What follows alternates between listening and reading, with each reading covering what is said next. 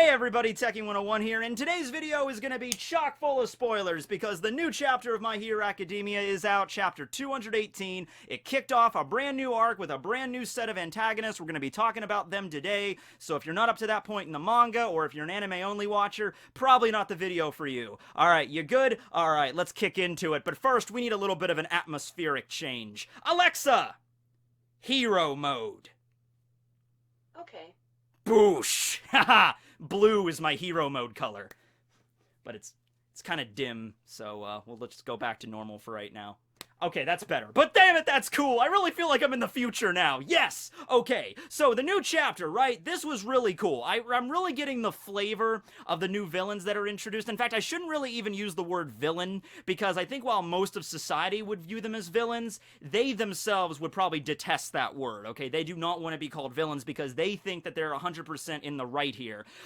We don't know their individual names or their quirks. We get one of their quirks kind of hinted at, but it wasn't really explained in full detail. But we do know their ambition, why they're doing what they're doing, and their overall goal that they hope to achieve, alright? And it's really cool. I'm liking it because, you know, Horikoshi, he really does a great job of building up this world that he created. It's a world that's very similar to ours, except that people have quirks, right? Now, it could just be like every arc could be like the righteous heroes fighting against the evil villains that want to do evil things, and then the heroes prevail, and then the next arc is wash, rinse, and repeat. We are more evil villains that do evil things. And yeah, there's plenty of villains, like there are like small-time groups in the My Hero Academia world, like the ones we saw at the end of this chapter that Bakugo and Todoroki defeated. They were just like, you know, street thugs out to just make a quick buck. That's fine, okay, you're gonna have that in no matter what society you live in.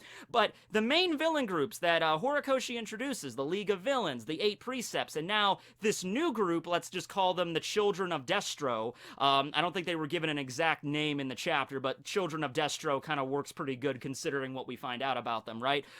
They're also in a completely different, like, light here, okay? So in this chapter, we find out about a company in the My Hero Academia world called Detnarat. Not sure if that's how it's pronounced, but it's a nonsense word, so I'm just gonna go with it. Now, the fun fact is, if you take Detnarat and you read it backwards, it reads as talented. Now, you have to replace the R with the L because Japanese R's and L's get kind of mixed up, so if it's actually supposed to be an L instead of an R, backwards it reads talented, okay? So let's just go with that, right? Now, this company actually answers another big world-building question in the My Hero Academia universe. I love it when Horikoshi does this stuff, really going into detail about things that maybe you never even thought of, but he went out of his way to think of it, and that makes the world much more palpable, you know? So, in this world, filled with people that have, you know, superpowers and also, like, different kind of body types, you know, the heteromorphic type quirks, you know, people walking around like frogs or like giant whales or whatever, how exactly do they get clothing?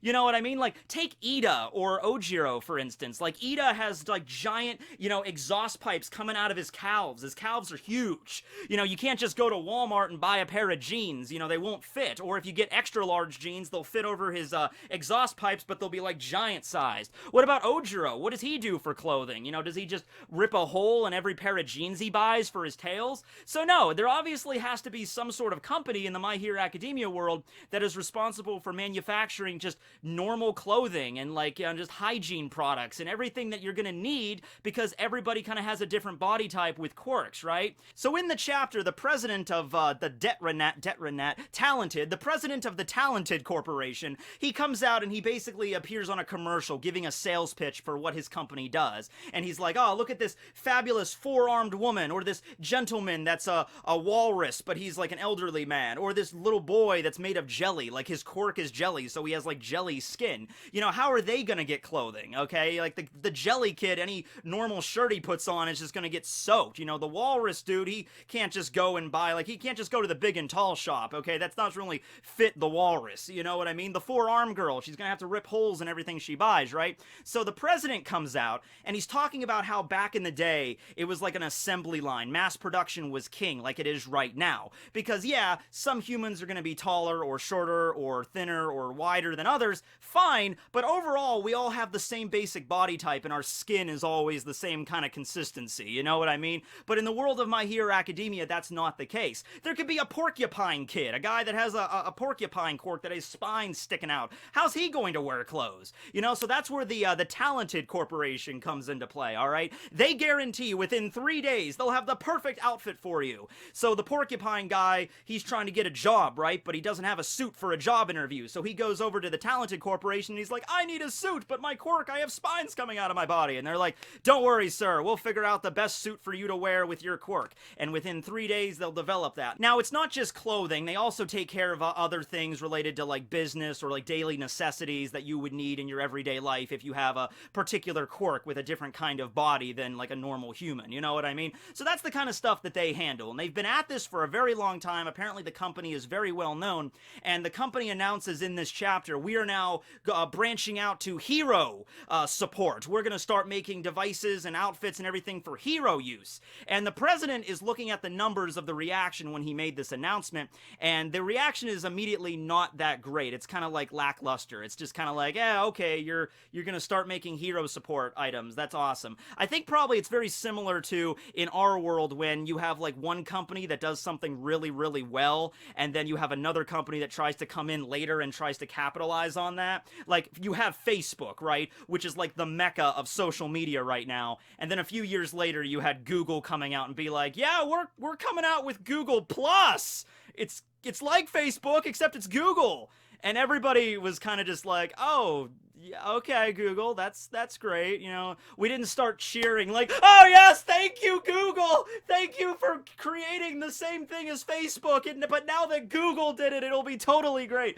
You know, like, so it's probably that kind of reaction. You know, it's like everybody in the My Hero Academia world, all the different corporations and everything. Remember, quirks have been around for well over 100 years at this point. We've kind of ironed out a lot of the wrinkles of how this works. No pun intended, because they are a clothing manufacturer. So it's like, okay, there are, you know, companies that create clothing for civilian use, and then there are the companies that create, like, hero support items. You know, like the ones that, like, Hatsume wants to work for, you know? And so they're the ones that are well known for this, and this Talented Corporation, the Detnarat, I'm just gonna keep calling them Talented because that's a hard word to say, they're just kind of coming into it later, right? And even the secretary of the president, he looks like a rather, like, a cute little, like, koala bear sort of dude. He's just like, I think they probably think, like, stay in your own area, you know, quit butting into other people's business kind of deal, right? But the president feels confident that they're going to be able to, you know, propagate in this industry because they've been in the industry of making clothing for people with quirks for a very, very long time, for decades, maybe even close to, like, maybe over 60, 70 years, you know, for a long, long time this company's been around, and so they figure, hey, it might be for different needs, but we specialize in making clothing for people with quirks very fast, and we've been doing it for a very long time, so I think we'll be okay in the hero support market, okay?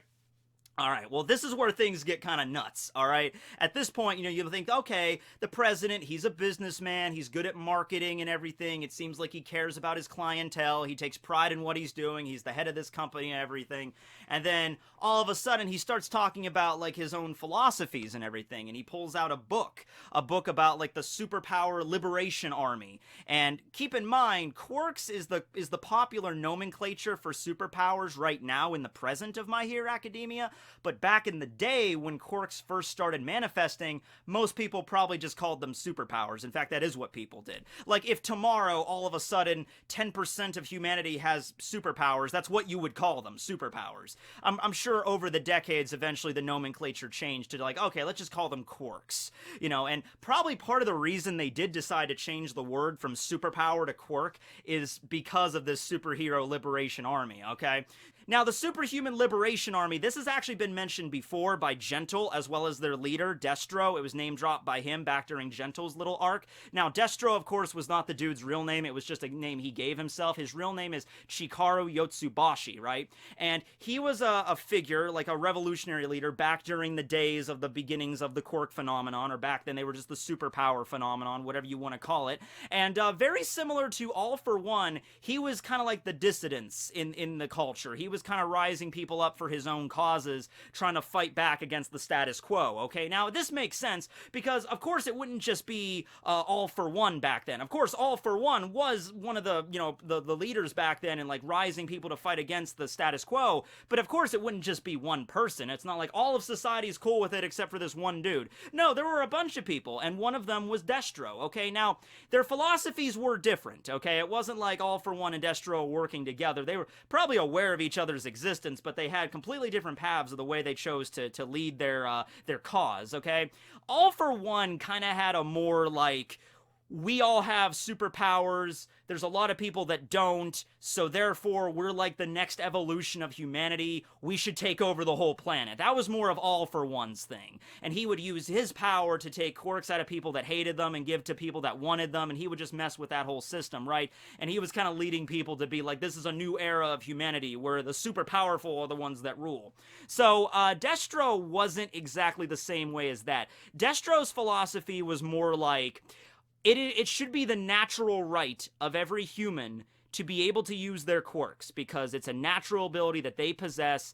It shouldn't be on anybody else to suppress them. It's a natural thing. We have it. It's part of our bodies. Therefore, we should be able to use it. Now, of course, a lot of the governments back then were probably freaking out because of this whole new phenomenon. They had to create whole new laws and everything to restrict it. Probably a lot of chaos back then. Pretty much like, if you can imagine, if we woke up tomorrow and a certain percentage of humanity all had superpowers, everything would kind of go on hold for a little while until we could figure this shit out, like, it's like, all right, yeah, we have an energy crisis and everything, but we have people flying around and they're hopping borders very easily now, so how do we deal with this? How do we deal with the people that can just tunnel underneath the ground and get out of prison? We need to start initiating a whole new set of rules and infrastructure into this, because this is insanity, right?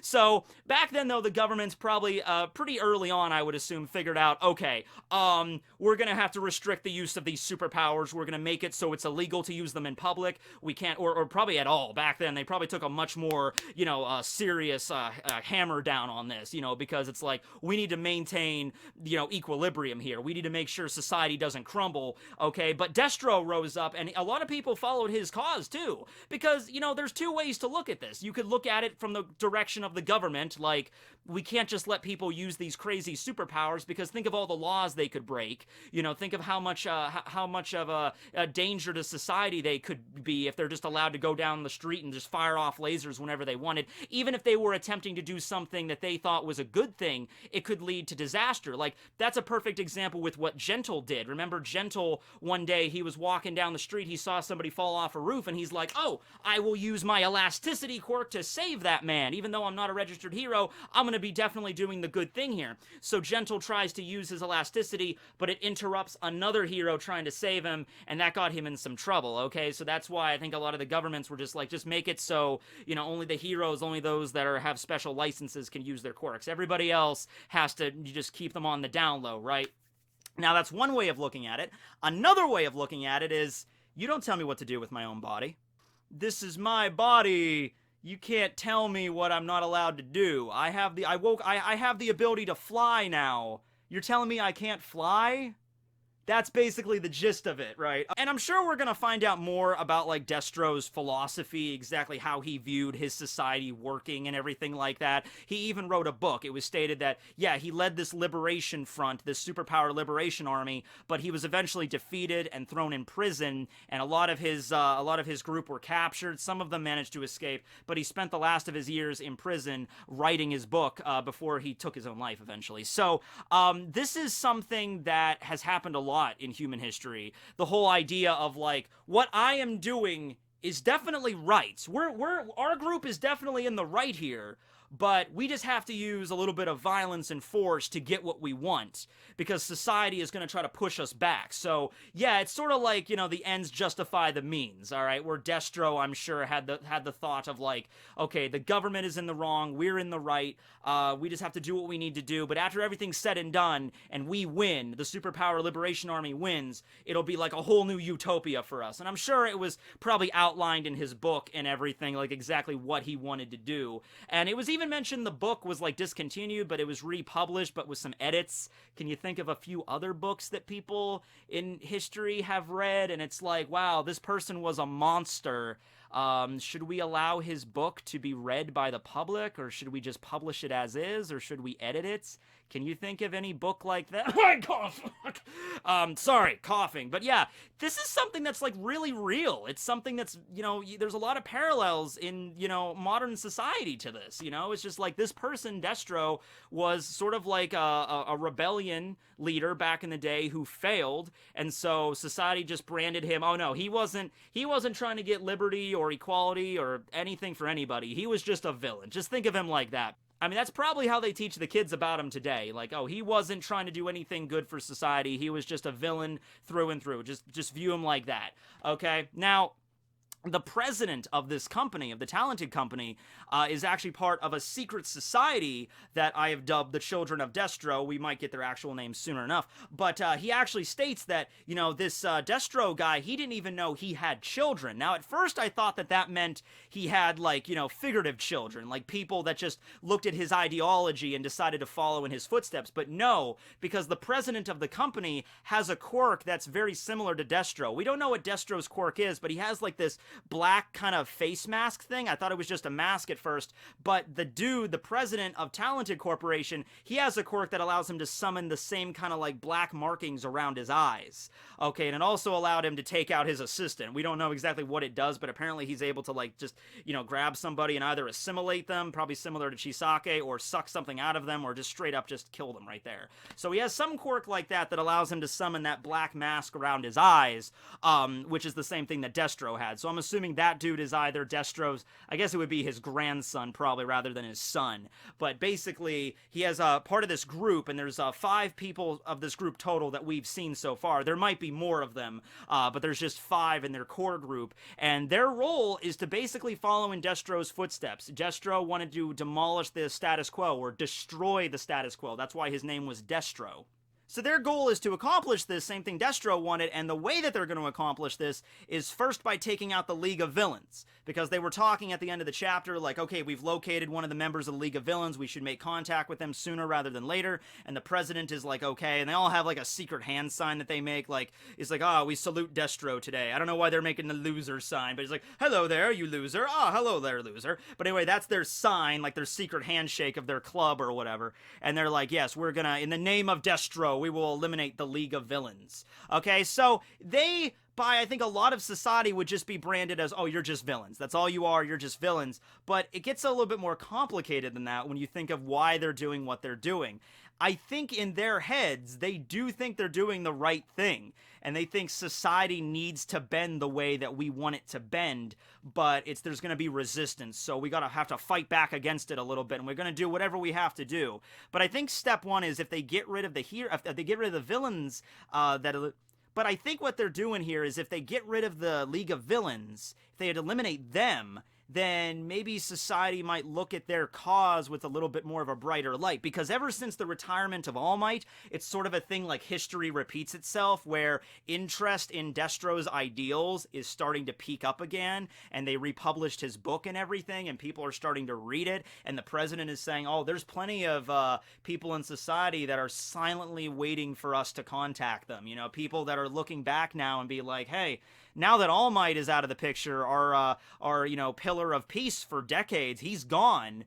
Destro's ideals of, it's your body, you should be able to use your quirk for self-defense, whatever you want to use it for, that's actually starting to make more sense to a lot of people. Okay, so I'm very interested in where this is going to go, because it's different than the way Chisake was. Chisake was an evil douche. I mean, the way he treated Eri, that's not even debatable, right? But you also look at his motivations. Chisake wasn't doing what he was doing just to eliminate heroes just for the sake of being evil. He was trying to hold on to the vestiges of what it meant to be a Yakuza, like bring his family back into prominence, showing how the introduction of quirks not only changed regular society, but also underworld society. See, that's the way Horikoshi deals with these things, and I love it. Here, it's like, okay, well, let's talk about, like, the personal rights that people have in using their quirks. Like, people are gonna start to rise up now and start questioning, like, hey, this is an Incredibles example, but like, hey, I have the quirk that gives me super speed. How come I'm not allowed to use super speed at the track meet? It's my natural ability. You know, like, and there's a lot of different ways you could look at it. You could look at it like, yeah, it might be your natural ability, but everybody has a different natural ability now, and that's not fair. And competition should be done on an even playing field. I'm like, why? Why should it be done on an even playing field? Maybe we should have, maybe we should just dismantle the way that this is viewed, and we should build up a whole new way that this is viewed for the better. Because there's the people that want to cling to tradition, and then there's people like the presidents, like the Children of Destro's group, that are like, no, we need to change it. We need to change the way that society views this whole thing, like the bigger picture. We need to break it down and build it back up. And I think that's what they're going to try to do. Now, it's a dangerous ideology. But, and I'm sure they're going to be defeated by the end of the arc, but there's a bunch of different, ways that Horikoshi can deal with this. I want to see Gentle and La Brava come back in this arc, and I want to see them maybe fighting against the Children of Destro, because that would be really cool, right? It'd be like, because they had a very similar kind of ideology, and they kind of they didn't really want to be villains, but they kind of became villains because they wanted to become, like, they want to be well known and everything. But originally, Gentle was, like, cast out of Hero Society just because, he failed his exams and he couldn't get the hero license and everything, but he still wanted to be a hero. So in Gentle's case, it was like, I really want to be a hero, but society is not letting me be a hero. Screw it. I'm just going to act on my own and be a hero. See, that's the interesting thing about society. It's like, what do you do with those people, right? So it'd be cool if Gentle and La Brava come back and they team up with Izuku's group and they're fighting against this Children of Destro, and the Children of Destro are like, hey, Gentle, you're the gentle criminal we've heard all about. We've seen your YouTube videos. Really cool stuff. You want to be a part of this new society? Come with us. And maybe Gentle would be like, maybe he turns them down because he's like, no, I found what I want to do now. But it would be a cool, like, parallel between that. I really would like to see that. So yeah, I'm looking forward to this new arc. Let me know what you think about the villains. Not really villains, but let you know what you think about the new antagonist group below, and how they're going to be handled in this new arc. Hey, you know what? It might even be a weird thing where at the beginning, most of society views them as villains, but as the arc progresses, maybe more and more and more people start viewing them as just like, oh, they're not so bad after all. And that's like where some dangerous stuff gets in play here, where like the police go to arrest them and maybe they're like, no, we don't want them to get arrested. We think they're doing the good thing. Maybe it's the police and the hero is part of society that is in the wrong. See that? Yeah, it's like in the eye of the public, which is the right and which is the wrong. See, there you go. This is gonna be cool. But anyway, thanks for watching, everybody. This will be Tekking101 signing out. Alexa, lights off. Okay.